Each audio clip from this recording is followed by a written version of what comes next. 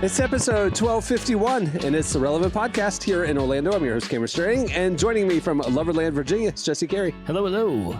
From Nashville, artist, producer, mogul, Derek Miner. What's happening? And just down the street there, our managing editor, downtown, Emily Brown. Hey, y'all. Now, I got to give some context. This will be probably a little bit slightly shorter of an episode because we're recording it way out of the normal time, because when you're listening to this, Derek and I will be in Guatemala, so we're having to adjust things. So just FYI, that's a little context if things are a little off today. Can you give a reason why you're in Guatemala? Is this just you guys just decided to get away together? Guerrilla warfare. Guerrilla warfare. We're just getting trained. No, we not. You're fighting gorillas? We're going to go fight the tariffs on the front lines. No, we not. You ain't going to tariff my coffee, you know. Can you reveal the nature of the trip, or is it secret? Very, very secretive. No, we're going with Compassion International. We're going to go see some of the work they're doing. That's cool. Well, we've done these trips a million times. I've been in Ecuador with Compassion. I've been in World Vision all over the world. Somaliland, you and I, Jesse, we were with World Vision. So we like to see that they're on their toes. We're keeping them accountable. Well, Guatemala seemes like a lovely place to go. Yeah, good coffee, good people. Yeah, exactly. Well, cool. Well, good for you guys. I've been navigating my own adventures here, not so much international, but no. I could see something in your eye, like the wheels were turning, like you had something you had to tell us. What is it? What happened? I've determined I'm the least handy person on the face of the planet. Shocker. Shocker. And I sometimes question how I made it this far in life. What happened? Dang, bro, what's up? My HVAC system broke, and I've which it's summertime, so very inconvenient time for that to happen, Sure. But whatever, it does happen. And the gentleman who came over to replace it had a lot of questions for me about my old system, about even they were confused. I think one of them said the thermostat looked like it belonged in a thermostat museum. Wow. So this is like an original AC unit. He definitely said I got my thermostat museum is crazy. You were getting shamed by the thermostat guy. I know. I told him I'm an analog type of dude. I like ones that you turn, you can hear the click. Are you serious? That's you? You have the circle ones? I did up until a couple days ago. But they were asking some really basic questions about where things are and fuses and things like that. And I think at some point they could tell I was just vamping, hoping that one of them would jump in and help me, because it was the point where it's just embarrassing. What do you mean? What were you saying? So if they would, ask me where like the condenser is, and I don't know what it is, but I could just start talking like Michael Scott style and not really know where I'm going until one of them just starts poking around the backyard and finds it. You got it. That's what I'm saying. With these professionals, just say, I don't know. We have that big thing outside and we have that thing in the closet. What's a condenser? And then they're happy to help you. Don't act like you know what you're doing. It's not that. Act like you know what you're doing, because I'm getting joy out of the stories. No, because here's what I found. Here's my concern with that, Cameron. If I act like I don't know what I'm doing, they could throw any price at me, okay? And I'm not gonna know. Like if I act like I have some knowledge of what they're talking about, right?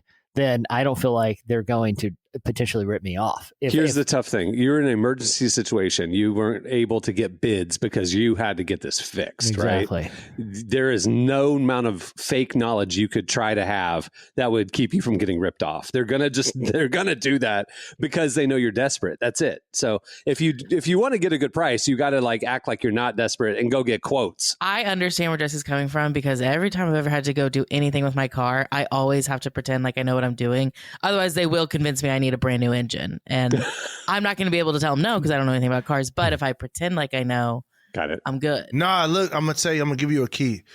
For everybody out there that's dealing with any mechanical problem, there's a 70% chance that if you say the word compressor, you're gonna be in there. Like if it's anything, just be like, I just wonder if maybe it's the compressor. Do you guys think it's the compressor? Y'all check it out. I'm telling you, if you say that, or if you say it's but an if I go in with a electrical flat tire electrical and I say my problem. compressor, they're gonna Yeah. know I don't know Sir. anything.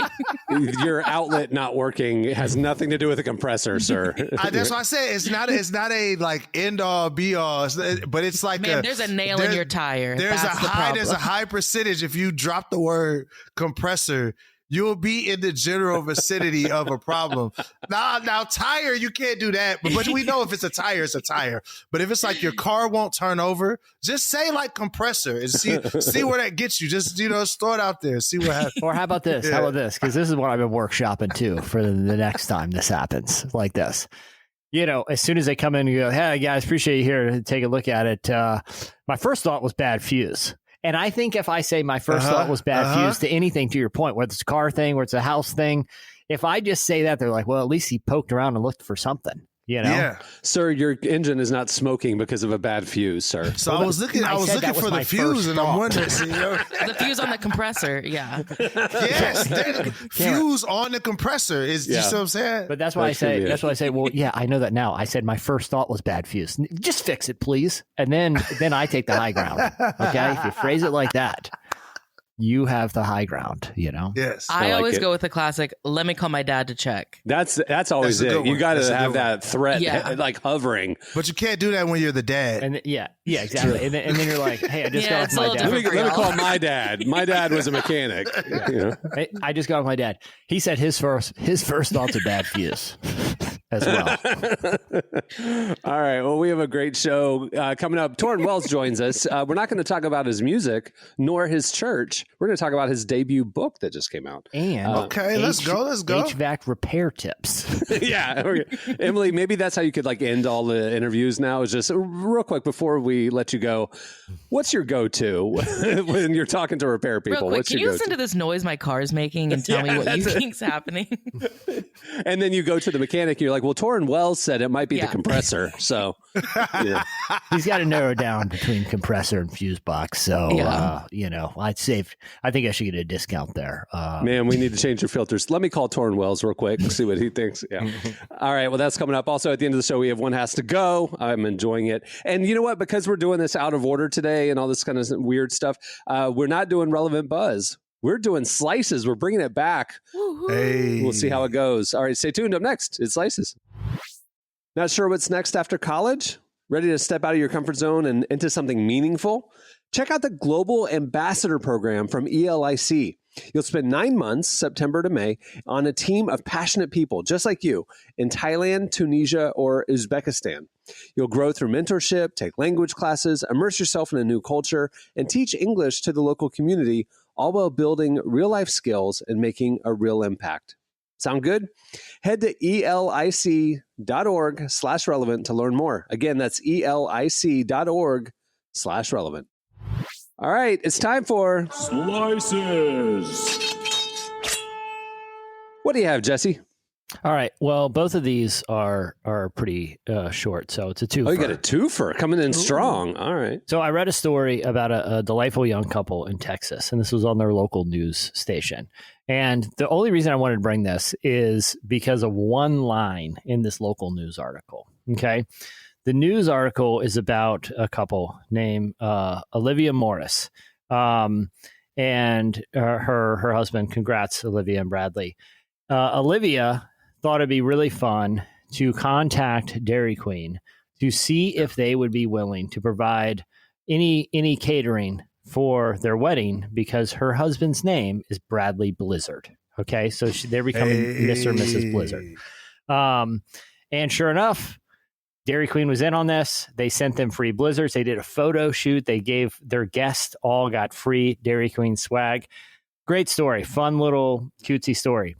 However, I noticed this line in the article, which has led me to have a lot of questions. And I really feel like they should have dug in because in the middle of this little charming story about this couple in Texas, it said this. Usually, anytime Bradley Blizzard tried to take advantage of his last name, he got a cold reception. But Olivia Morris turned the Blizzard's fortunes upside down again. What was Bradley Blizzard doing all these years trying to cash in on the Blizzard name? Like, clearly they would not have included that little anecdote if he wasn't like, I've been trying to get free Blizzards for years. They just came up with a pun and tried to wedge it in there no matter what. No, I don't Bradley know. has been falsely claiming he is the owner of Dairy Queen and been trying to get free I Blizzards. like it. I like it. I think like it. Dairy Queen is sick and tired of this Bradley Blizzard guy. And until he got a fiance that made things right. With better people skills. They had zero plans. Bradley Blizzards. I think he was too desperate. He was too desperate. That's what it was. Got to play it cool. Yeah. You can't let Dairy Queen know that you're interested. You got to play hard to get with Dairy Queen. Yeah. Because my theory is Bradley Blizzard's been walking into the local DQs since he's like 16, slamming his driver's license down on the counter and demanding free Blizzards. That's my gut. Because honestly, I think I would do that if my name is Jesse Blizzard. Like, this is a lifetime get out of jail free card or whatever, free Dairy Queen. My name, I rename. He could go around saying, I rename myself. It was a contest, and I get free Blizzards for life if I change my name to Blizzard. Or he's this guy. He's the, all right, that'll be $3.50. He's like, and he shows him the card and he says, well, hey, my name's Blizzard if you want to give it to me. It's a family discount. You know what I mean? Like, he goes that route with the, kind of asking but not asking thing, and it feels real awkward. And they're just like, it'll be $3.50, sir. You know what I mean? Yeah. That's what I They actually upcharge. Yeah, absolutely. Yeah, for inconvenience. Well, that's what I'm saying. I think he's burned a lot of bridges over the years. I think the whole Blizzard family. Yeah, I think likely this whole Blizzard family has. It's not till Olivia came in and found a way to right the ship. But Emily, do you as if you're the token female on this cast, do you when looking at prospective males to potentially date and marry, do you look at the last name before you even go on the first date? Is it a consideration that if this goes well, I'm going to be stuck with that name? I don't want that. So you don't do you shut the door because of the name, or do you consider that? Do girls consider that? Well, a few thoughts here. One, on the dating apps, they don't give you last names so that you can't stalk the person. So you only know the first name. Got it. Two, I slightly consider the last name because if it's something like Blizzard. Blizzard's cool. I'd be cool with Emily Blizzard. Thunder. No, but I'd be cool with Emily Thunder. It's got to be something that's but if it was there's KNIPPLE is a famous college basketball player. Silent K.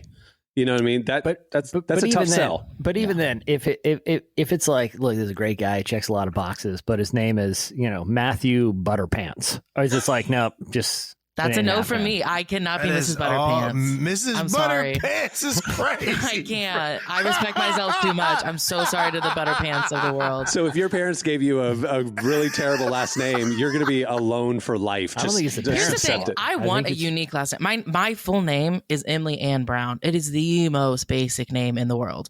I want something with a little spice in it, something fun. I don't want controversy. Emily Ann Butterpants is crazy. I do like the idea that I could keep my initials, but that would be amazing.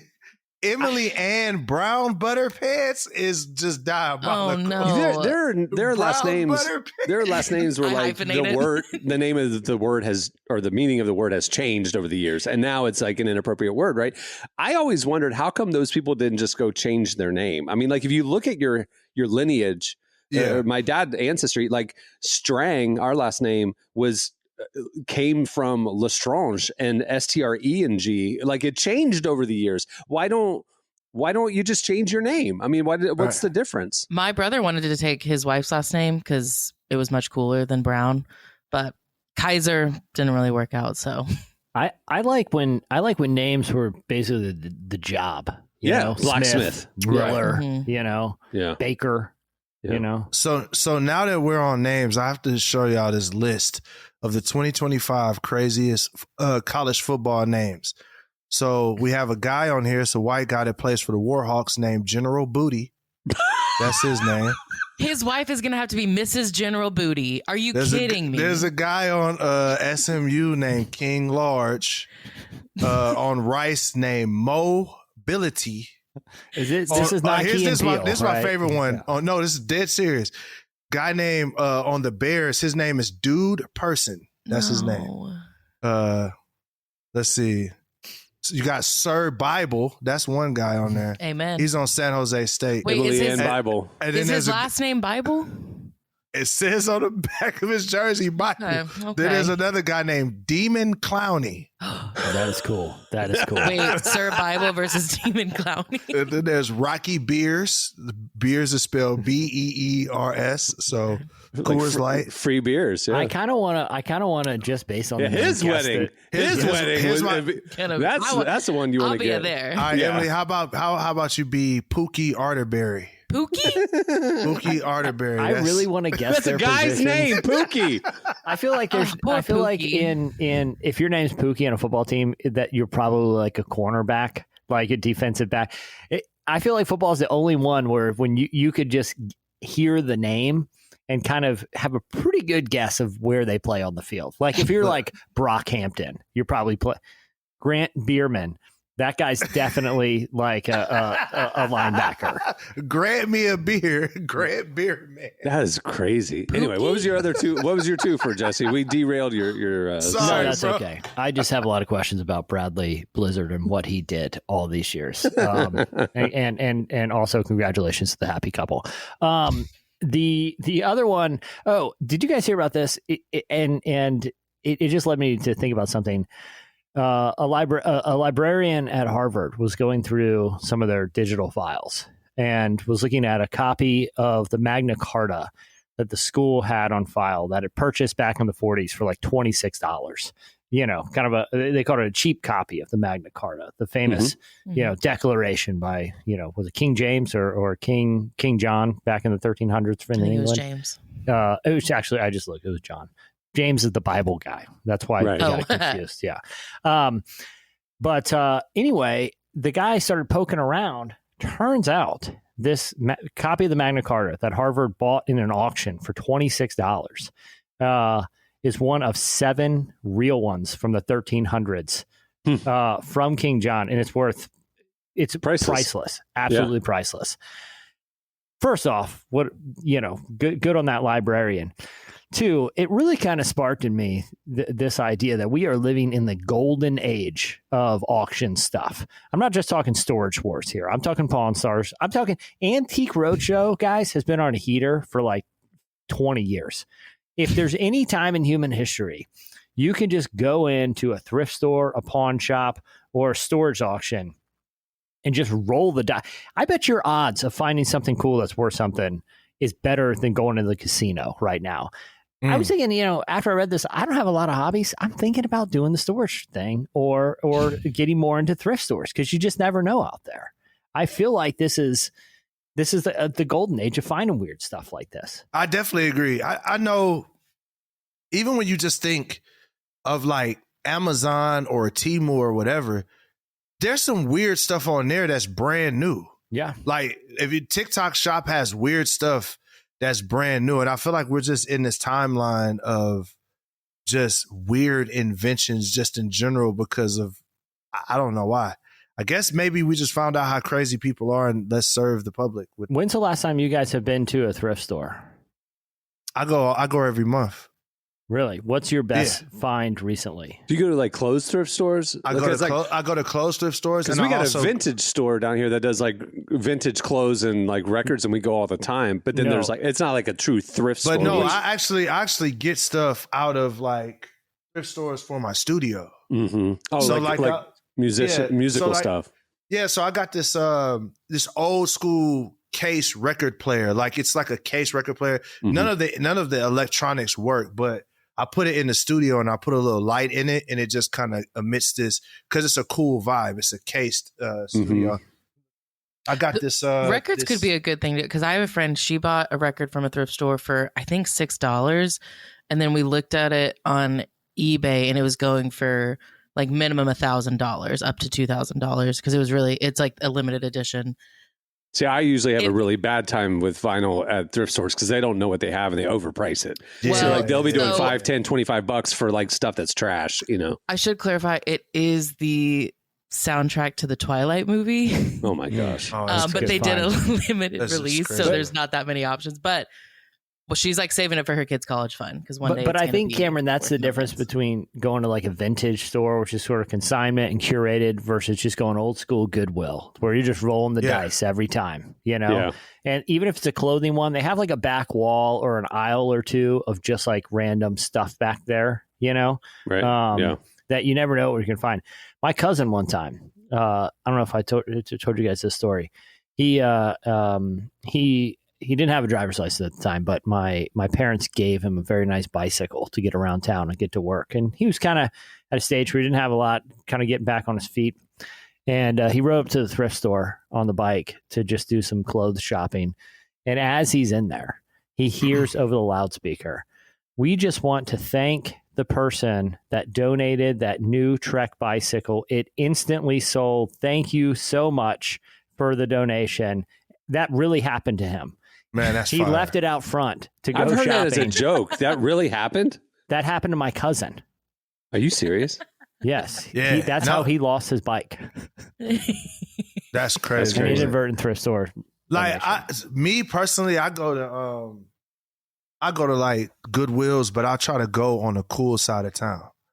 Like if you go to a Goodwill, go on the cool side of town because there's all types of people that's the only thrift store they would even think to take stuff. So Yeah. man, I found some cool finds. Like we went to this place, it was an Army Supply thrift store, and I found these real dope yellow pants that I mean, they're literally like flame retardant, but they looked amazing. You know what I'm saying? So like that's the kind of stuff I like doing. Down by my church, there's this huge Goodwill, and so Cohen likes to stop in. So once a month, we'll do it. And a couple of weeks ago, he was begging me. It was this for this shirt. It was a T-shirt. It was purple, bright purple, with huge block white letters on it, and it said huge, and it said, "Holy crap, Hank is 80." And it was like clearly a party shirt for some family picnic or whatever. Yes. Yep. And he was like, "Please." And it was like a 4XL. I was like, "No, this is a dress, dude. If it was an XL, I'd get it for you. I wouldn't get it. I refuse." He was mad at me the rest of the day because I wouldn't get him. "Holy crap, Hank is 80." I'm like, come on. It's But weird you that's say a that. great gag. It's weird you say that because I had a T-shirt in college that was in heavy rotation that said "Age to Perfection," and it was clearly from an elderly person's birthday bash, you know, that had been given out. Yeah. I didn't realize like that elderly people's birthday. It kind of makes you think too, like, did they not make it past this birthday, and that's why we're getting all their birthday merch? Like, anyway, it's kind of dark. I hadn't thought about it. What's your before. favorite like vintage ironic shirt that you've had? Because like in high school, I had a promotional T-shirt from Subway, and it said "Fresh Hot Buns" real big. And so like I wore my Fresh Hot Buns shirt all the time. I thought it was hilarious. I had a what's similar yours? one that had a ring neck and ring sleeves, and it was from Kroger. And evidently, Kroger at some point was serving fresh cheeseburgers, and it was Kroger and pictures of cheeseburgers on it, but unironic. Like you could tell this was like mandatory deli wear for the employees, you know. Mhm. But you know, that was a good find. Mhm. I think mine right now. So last summer, my girlfriends and I, we went on a trip, and we each picked someone else's name, or like we drew each other's names, and then we had to buy each other a really ugly shirt from a thrift store to give each other. Mhm. And so my friend, she got me one. It has to be a DIY shirt because it looks like it's like iron on, but on the back it says "Bread Gang" in like a really ugly font, and then there's a flame on the front with a little loaf of bread in the middle. I'd rock it. Yeah, it's a really random, but she got it for me because she was like, "I know you love bread," which is true. I do love bread, so. I'd rock it. What happened to all these baking aficionados too? Why is their stuff being donated? You know, Because now they realize that you can't sit there and pound carbs for 5 straight years. And they're like, I got to move on from my bread fetish. So they're getting rid of all their bread stuff because it triggers they them. don't Bread even gang want the never reminders. dies. Yeah, they Bread don't even gang want never the- dies. Bread gang never dies. Put that on the shirt. I'm gonna don't add even- "never I don't dies" even on want- my I shirt. don't want one reminder of carbs. Get all my carb-related clothing and donate it to Goodwill. And Yeah. that's where the truckloads are just dumped off. Yeah. All right. What do you have, Derek? Oh yeah. Oh, no. Yeah, you know what I'm saying? I know what this is. So, everybody, for those of you that's doubted the flyness of, like, I get bullied by my kids for not having hair. Dude, But 2 weeks ago when you missed, we spent 20 minutes talking about that. You were probably in Turkey getting a hair transplant. Yeah. I heard you a little talk. So there's a new study that has revealed that bald men are actually seen as more attractive than hairy people. Hairy people? You mean Experts, hair having people? Haired people. Haired people. Okay. That, by the way, as a haired person, I resent that. I resent that. I resent. I'm feeling discriminated against. Yeah, right now. I've been discriminated against for a long time, so I'm giving it back. Derek, how long have you been bald? I've been bald since 27. The correct term for your knowledge now, it's fully haired. Okay, that's what we. Well, prefer. you guys are considered a little lower down the list. Let me tell you, bald men are thought. Studies have shown baldness in men is seen as a non-threatening form of social dominance. What? Bald men, bald men are thought to be more socially mature, intelligent, educated, and honest compared with men who have a full head of hair. The new survey, women were asked about the most attractive features. Muscular physique topped the list, followed by bald head, blue eyes, which I don't, whatever, beard, dark hair, curly hair, cheekbones, and a hairy chest. Crap, I got none of that. So, hey, Well, now I know I'm single. Good Lord. Yeah, exactly. I'm thinking about going to get some blue contacts. We just make this like a, you know what I'm saying? Just make this like a thing. Who commissioned this study? The Federation of Old Timey Weightlifters, like Baldgang.com. like The Rock, the Rock did it. Muscles, like, Bald gang don't die, you know? You know what I'm saying?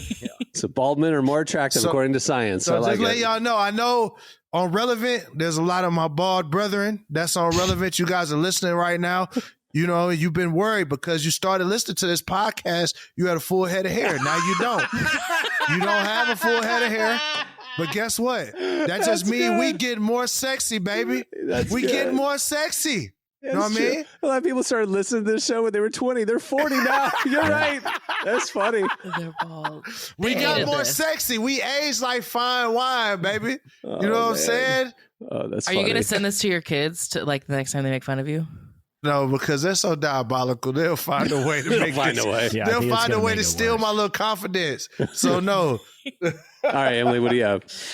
I saw this story going around this week. You guys may have seen it too, but it was on The Intelligencer. They released this, honestly, really like just like shocking and eye-opening story about how essentially every college student is cheating now, thanks to AI.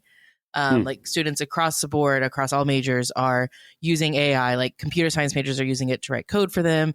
Education majors are using it to make lesson plans for them. A lot of students are using it for essays, all these different things. It's a really long piece, but it is worth the read. But it's just really fascinating to me that students are going $30,000, $40,000, $50,000 in debt to learn how to use ChatGPT. Essentially, is what they're doing these days. The thing that it's crazy to me is like if you're an artist and you're going to art school, you're not going to cheat your way through art school. You know, you're there to like learn and grow in your craft. Yeah. If you're pursuing any specialized interests, you're not going to cheat your way through it. It seems like it's probably just the 4-year college, liberal arts college, that people are just like phoning it in. And then it's like, I'm with you. What's the point? Yeah, one student literally said, college is just how well I can use ChatGPT at this point. Wow. But let's be honest, because we all went to college, right? When I was there, I was not thinking about getting actual tools for my professional life. I figured I'd figure that out, just like I'm figuring everything out kind of on the fly, right? Mm-hmm. Seems like a fuse issue to me, right? Like, yeah, you just the kinda wing it. compressor. It might be the compressor, yeah. I was just looking to get the degree and get out. You know what I mean? I'm just saying there's two ways to look at the world. I don't hate on the people that are going to get the degree and are using AI. But why go get the degree is the point. Like, why? You're not learning anything. Because society has deemed, you know, for some people, for different fields, it's a requirement. I We all don't know- think that's going to be the case in a few years, especially No, if this I don't is either. true. I don't either. But I'm just saying. I think So you're that's cool with what's like a happening. doctor who cheated their way through school. I didn't say I'm cool with it. I'm saying I understand it. I can relate to them. I'm not saying this isn't my moral approval. I'm just saying I get it. You know. You're not a hater. Okay. I mean, honestly, this will be the beginning of the end for traditional colleges. Not, I think it'll be specialized colleges, like I said, art school, medical school, something like that. But like the general 4-year degree that people just are going to waste their money and phone their way through it and do ChatGPT. There's no value to that. Listen, a lot of jobs have already been eliminated by YouTube videos at this point. You know what I'm saying? Like you can pretty much figure most things out by watching you, including a medical diagnosis. You know what I'm saying? YouTube University. Yeah. Hey, between YouTube visually showing you how to do certain things and ChatGPT exposing you to certain ideas, like, and knowledge, information. The information is endless. Yeah. Like education is going to change rapidly, and the kids are going to get smarter faster. Yeah. So that, but also, I think they're going to be better at using AI tools because I mean they're not retaining this information. But that's the thing. None of us retain all the information we've always learned. We only really retain the things that we really use. That's true. Like that's all of us. That's just around the clock. So even you don't remember half the history things you learned in school. Like, and if you were to look it up, if you were to want to remember that stuff, you're gonna have to look it up anyway. So I just think that AI is disrupting everybody's life because it's gonna make the bar go even higher, and the cream is gonna have to rise to the crop. Yeah. So. Even in education, schools that do that, they're going to have a forward thinking education in order to draw people to their school, because people are going to say, well, why should I come here? I could just learn it all online. I just found, Jesse, you were talking about, sorry, I agree with you fully, Derek. I just got distracted because we were talking about thrift stores. I recently was at a thrift store and got a bunch of old patches. Table Talk Pie is fire. Yum, try some. Yum, try some is cold. But 3 of the 4 that you're holding up, just showing me to the camera, are carbohydrate related. You know, there's a Polaroid one, but all of these are about carbs. Yeah. Dairy products. Dairy producers. Pie. Yeah, pie. Table Talk Pie. And then manatees. What's going on with big carb these days? Yeah, I mean, they're in a tough spot. All the carbs and stuff is in the thrift stores. Why is everyone offloading all their carb merch? Yeah. We got a carbo load. Anyway, all right. Well, that'll do it for Slices. Stay tuned. Up next, Tauren Wells joins us. Well, our guest today is Tauren Wells. He's a worship leader and pastor of the Church of Whitestone, an Austin-based church that he planted last year with his wife. He recently released his debut book, Joy Bomb, which is all about why Christians need to reclaim their joy and take it seriously. Here's Emily's conversation. Tauren Wells.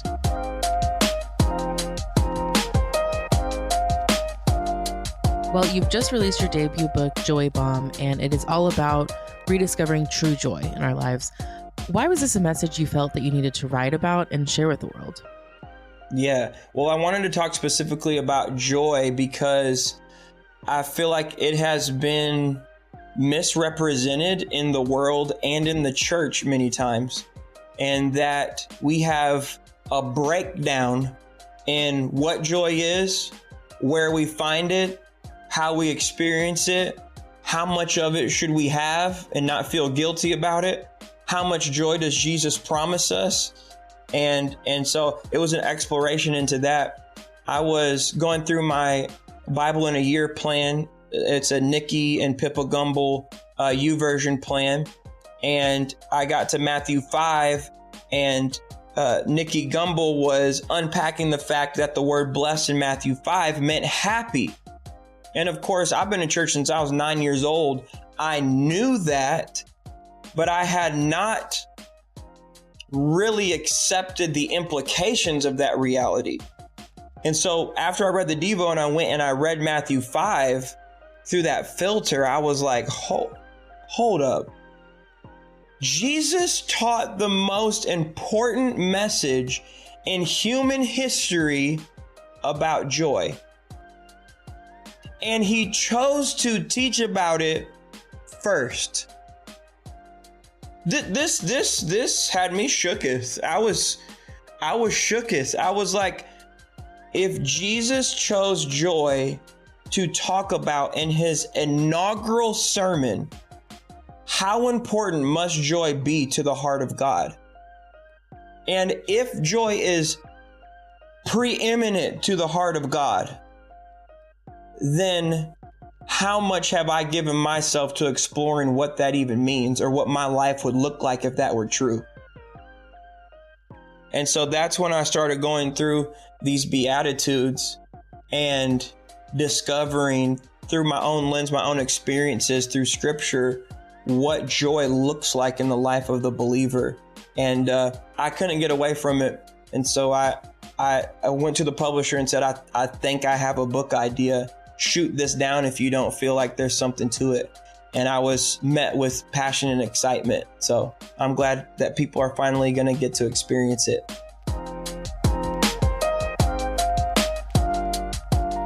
You know, you mentioned that the Bible is full of joy, but you're right, that's not really a message we hear often in churches.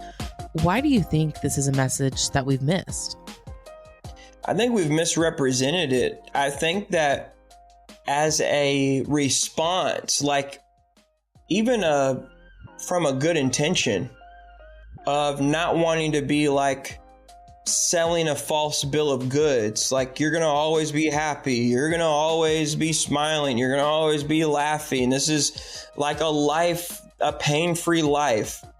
I think we turned so hard from the facade of that type of teaching that we actually went too hard in the other direction. Like I remember growing up hearing, God doesn't care if you're happy, do what you're supposed to do. And this, like he does not care about your happiness, he cares about your holiness. And as if these two things cannot be true at the same time. And they are in fact both true at the same time. He wants you to be holy and he wants you to be happy. And it's actually famous John Piper quote, when we are most satisfied in God, he is most satisfied with us. And that, which you can look that up and make sure that I said that right. I'm not sure that I said it right. But this idea that God is holy, we love that thought. But the scripture also says that in his presence is the fullness of joy. That the evidence that God's presence is in us is the fruit of the Spirit: love, joy, peace, patience, kindness, goodness, meekness, self-control. So as much as holiness is a part of God, joy is a part of God.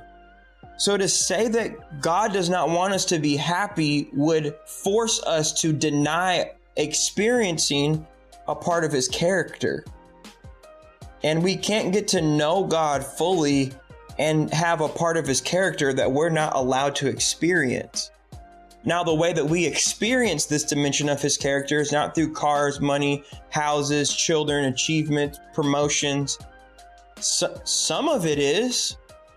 God's common grace is so good that he does allow us to experience some joy, some happiness, a modicum of fulfillment from these things.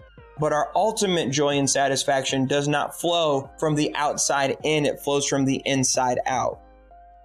And that's what Jesus is teaching in the Sermon on the Mount. It's that joy is an inside job. It starts in our heart first. It starts with the character of Christ being cultivated in us. And that impacts everything else in our lives. So then, what would you say joy is supposed to be and look like in our lives? Joy is the person of Jesus coming alive in our heart. Joy is the person of Jesus coming alive in our heart. When Jesus shares these Beatitudes, he's not just giving us ideals, characteristics of a Christ follower, behavior standards. He's showing us who he is. Happy are the poor in spirit, for theirs is the kingdom of God. He is the one who became poor in spirit. He emptied himself. Being co-equal with God, he thought it not robbery to empty himself, to become the lowest form, a human, a servant, even to the point of being obedient to death on the cross. So he was the one who became poor in spirit. He was the God-man who wept. So if Jesus shed tears, we have permission to feel our sadness as well. He was the God crowned with meekness. not with the beauty or the glory of the earth, but with the beauty and glory of humility. He was the one who hungered and thirsted after righteousness, so much so that when they tried to give him something to drink on the cross, he refused it, because the only thing that would quench his thirst was us tasting his righteousness. So as he shows the people on this hillside, and ultimately us, what joy is, he reveals that joy is a person, that he is the embodiment and expression of joy, and that it is only in him that our joy is made complete. And so in order to get people introduced to joy, we have to reintroduce them to Jesus. And that's what this book is. This is not just 8 ways to feel happier. This is 8 ways Jesus revealed himself to us. And if we allow him to shape our hearts and our mentality, if we allow him to change what we think about cancel culture, what forgiveness looks like, what mercy looks like, what peacemaking looks like, what persecution and favor looks like, then we will experience happiness and joy here and now. Some people listening to this might say their circumstances are just too dire or too hard for true joy to really be a part of their lives. What would you say to someone who has that mindset? In joy, there is no need to deny the reality of your pain. In true joy, there is no need to deny the reality of your pain. That when Jesus says, happy are those who mourn, he's actually giving you permission to feel. He's giving you permission to deal with your disappointments, your losses, your sadness, your failures. And you don't have to fake your way through it or faith your way through it. Faith it till you make it. Not in the Bible. Faith over feelings. Not in the Bible. He's saying, happy are those who mourn, for they will be comforted. He's saying that he has given us a way to be delivered from grief. But that way is paved with tears. And if you withhold acknowledging the reality of the pain that you've experienced, you withhold the promise of God's healing from your life. And this is why we have to deal with the stigma around therapy and counseling. We need to deal with the stigma around a smiling Christian. We need to deal with the stigma around being emotional and hurt in church, and that being a bad thing. We need to deal with negative emotions. No such thing. Now, there's a negative way to handle your emotions, but there are no negative emotions. That Chip Dodd, who is in my book, I quote him, gave us 8 core emotions. One of them is sadness. And the reason why God gave us emotions is because we were created in his image. And so the fact that you have emotions points you to the reality that God has emotions. He created you with them. We see Jesus weeping. We see the anger of God. We see the wrath of God. We see the joy of the Lord. We see all of these things embodied in the person of Jesus. And so it's not wrong for you to have these feelings too. And so that's the first thing we got to work through is I have permission to feel. And every emotion that we experience is a doorway into experiencing the character of God in a new way. So our emotions are meant to lead us in to where Jesus is, not to keep him out or to keep us out. And I think a lot of us think sadness keeps us out of God's presence. He doesn't even want to be with me right now. David made this mistake. He prayed, Lord, cast me not away from your presence, nor take your Holy Spirit from me. He somehow got it twisted in his mind that his brokenness and his pain and his sin pushed God away. But he went on to write that the broken heart and the contrite spirit, the Lord does not despise, that he's actually close to the brokenhearted. And so we experience a dimension of God's nature and character when we invite him into our pain and sadness that we do not experience in any other way. And that's the beautiful thing that Jesus is teaching us, that we get to be human in his presence and it doesn't disqualify us from his joy.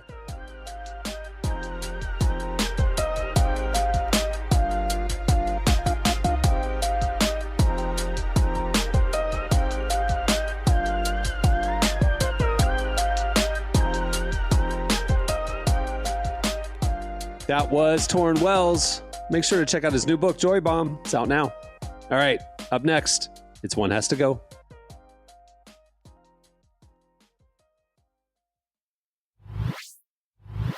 Okay, it is time for... One has to go. Okay, so one has to go. Jesse, just so behind the scenes, Jesse had to go. So one has to go. Jesse had Jesse to go. left. Jesse was the one that had to go. Jesse's the one who had to go. He's The three really of us are left. sticking to this, Yeah, we're yeah. going to do a round of One Has to Go. Sans Jesse. That was the first one. One Has to Go of the cast members. It was Jesse. All right, Derek, you're up. Here we go. Memorial Day is this weekend, so we're going to do a couple Memorial Day ones. Okay. Activities: barbecue cookout, spending the day on a boat, setting off fireworks, or doing absolutely nothing. One has to go. Oh, y'all can keep them fireworks. Are you serious? Yeah, I'm good. I know it's You not a said fireworks holiday, but I look for reasons to shoot off fireworks. Barbecue. You said barbecue boat Barbecue. or just sitting on my behind and chilling? Yeah, you're Them right. Fireworks can go, bro. You're Also, right. I mean, right. you've seen one firework, you've seen them all. No. It's setting it off. It's the adrenaline rush of danger that you might explode.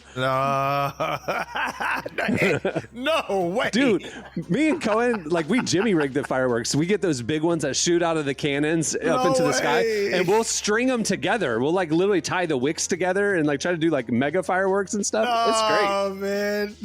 It's great. I am shocked that you still have like all 10 fingers. Dude, we do it out on the dock, and so, like, it's on the end of the dock, and we'll, like, light off our mega firework thing, and then just run, you know? And so, like, we're running up the hill. And Cameron, what man. happens when you great. don't run fast enough? What then? It's great, man. I haven't had any issues. It's fun. All right, Emily, Memorial Day foods: hot dogs, hamburgers, potato salad, or corn on the cob. One has to go. Ooh. I think hot dog might have to go. It's just, I know. You getting rid of the glizzies? Potato salad is staying? Okay, I've had some amazing potato salads. Hey, no, my mama can make some crazy potato yeah, potatoes. salad. Potato is going to be at any meal I'm at. So you're going hamburger, potato salad, and corn on the cob is your plate. So that's why you don't need. Yeah. Okay, I got you. Okay. And hot dog, I mean, does anyone ever know what's in that thing? No. And it freaks you me can get out. all beef kosher ones. All beef do we- kosher glizzies? You think I'm nice. paying for that in this economy? No. Trader Joe's, they got a nice selection. I eat it for lunch once a week.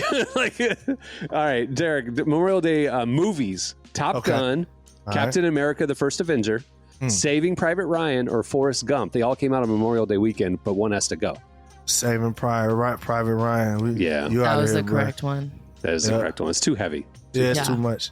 All right, we're done with Memorial Days. Emily, classic sports mascots. This is your forte. The Philly Fanatic, Mr. Met, Gritty, or Benny the Bull. One has to go.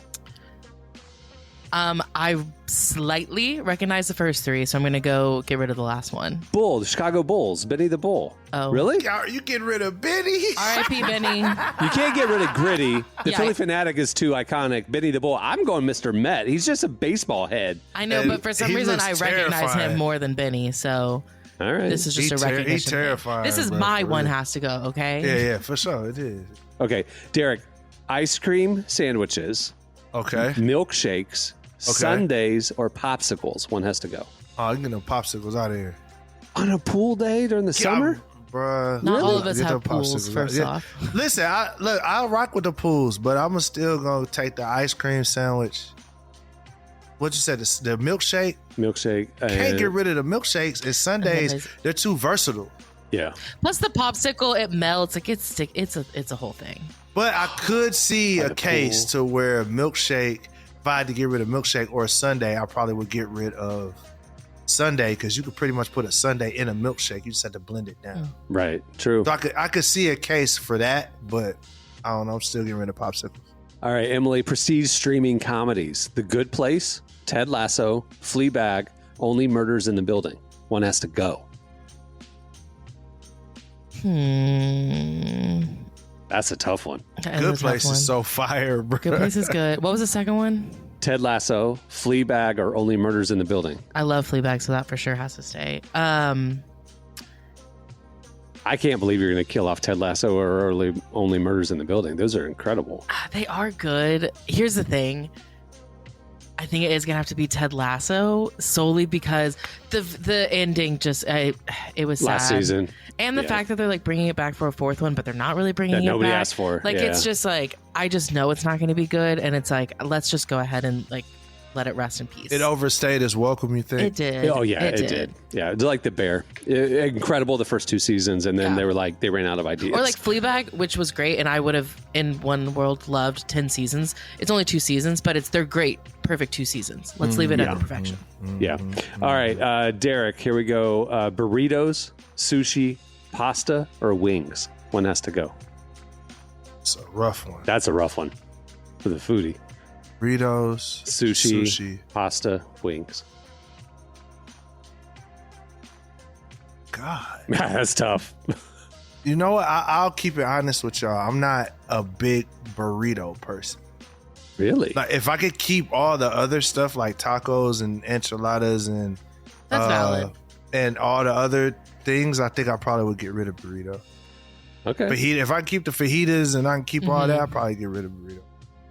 All right, Emily, last round. Museum dates, beach days, hiking trips, or amusement parks? One has to go.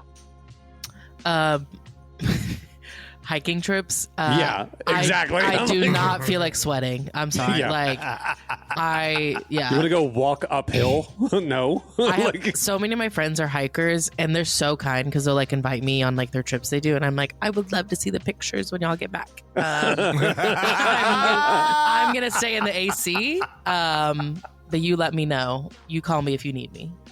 Love to see the pictures when y'all get back.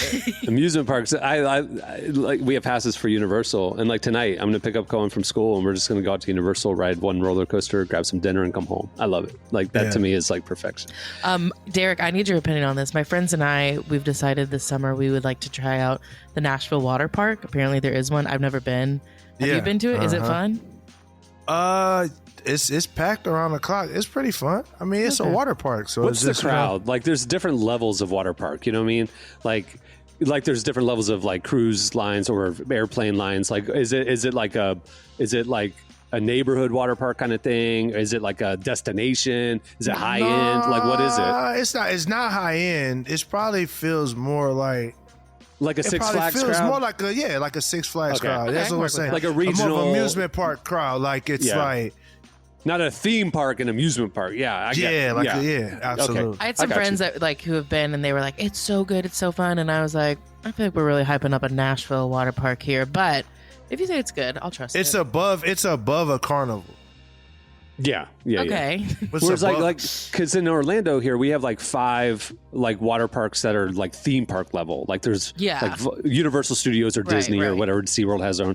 But then we've got like those ones that are like Six Flags, like down in Kissimmee, like in the tourist area, that are just the rides, no theming. They're fun. They're cheap. It's a lot cheaper. That's exactly what it is. It's like if it's a Thursday in Nashville and you're like, man, I'm bored, it's definitely better than just sitting in the crib Go to the water or park. going to the pool at the apartment complex. Yeah. It's better than that. Yeah, my friends and I, we want to take advantage more of the Nashville and Tennessee fun thing. So we're also going to try to go to Dolly World at some point this year. Dollywood. Dollywood. For sure. Road trip out to East Tennessee, the whole Chattanooga area, Gatlinburg, Dollywood. There's so much in East Tennessee. Like my family, we go up there every summer to like Northwest Georgia, Southeast Tennessee, that area. It's beautiful. There's really cool like mountain towns with like antiques and good restaurants, and like it's fun. Like Tennessee is awesome.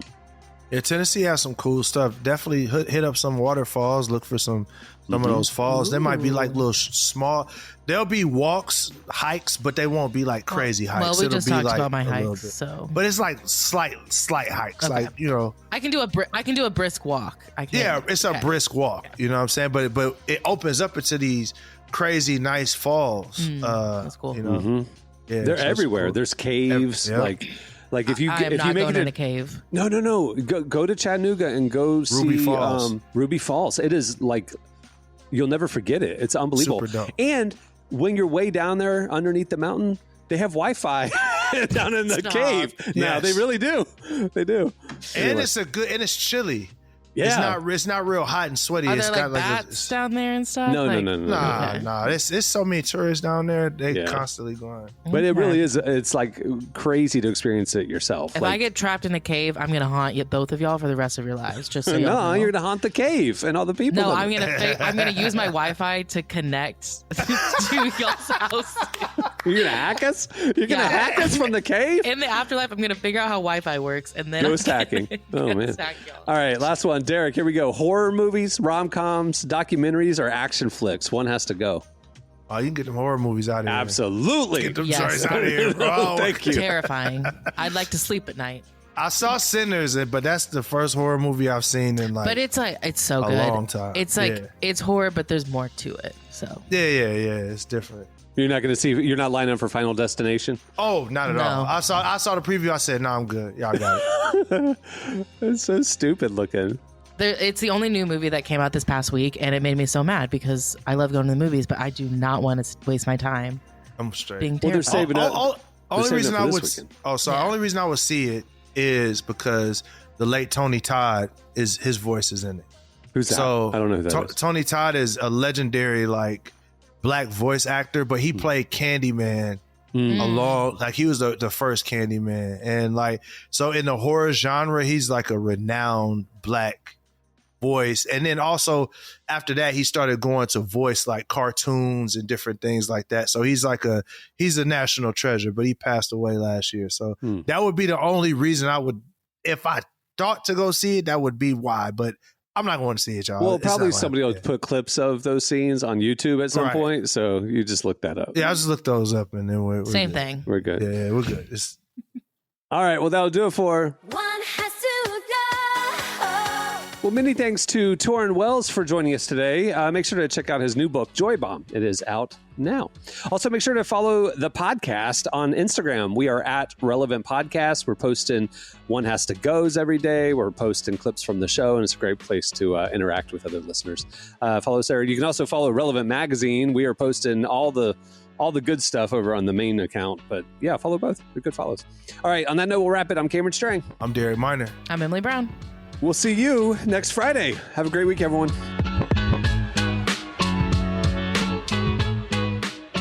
Thanks for listening to the Relevant Podcast. Make sure to check out our coverage at the intersection of faith, life, and culture every day at relevantmagazine.com. And while you're there, don't miss our latest digital issue. Issue 116 features Nate Bargatze, Connor Price, and a lot more. And don't forget Relevant Plus. It's the best way to experience our content, including ad-free reading, an ad-free version of this podcast, and more. You can get all the info and sign up at relevantmagazine.com.